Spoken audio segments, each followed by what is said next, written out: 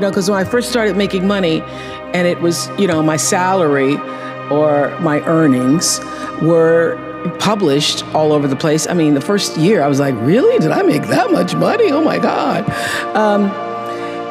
It was very difficult for me to figure out where my boundaries were because I'd grown up poor and didn't have anything.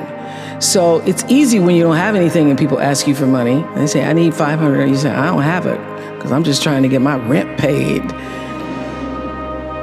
It's harder when your multi-million-dollar salary is now in the paper and you get a lot of friends and cousins you didn't have before. So how do you set boundaries for yourself? I was having trouble setting boundaries for myself for even strangers. People would just show up at my door in Chicago and say, Oprah, I left my husband, please help me.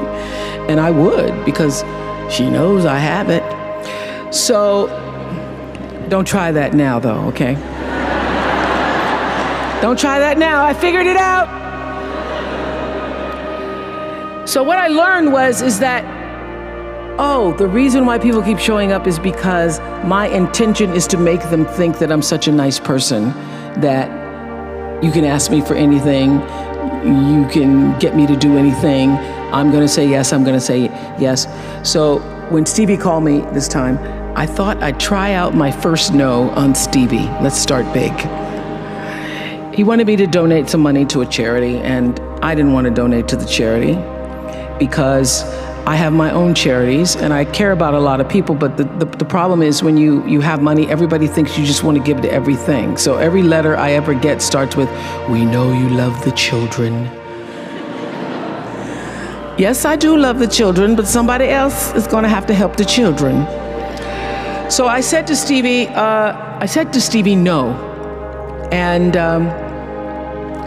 as a person who has that disease to please, I was waiting for him then to say, I will never speak to you again. I will never call you. I will never sing a song for you. And he didn't. He just said, okay. Okay? Okay, it's okay? He said, okay, check you later. And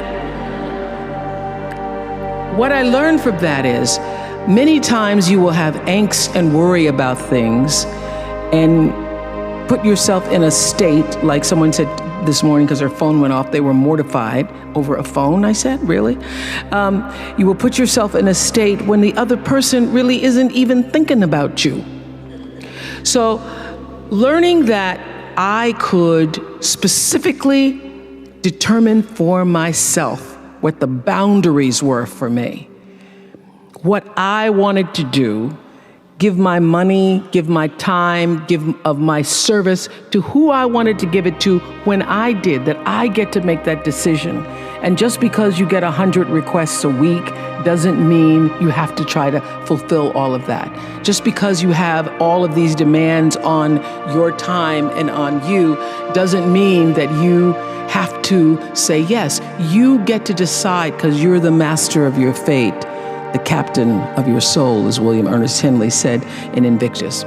And understanding that really changed the meaning of my life in that I was no longer driven by what other people wanted me to do, but took charge of my own destiny, making choices based upon what do I feel is the next right move for me.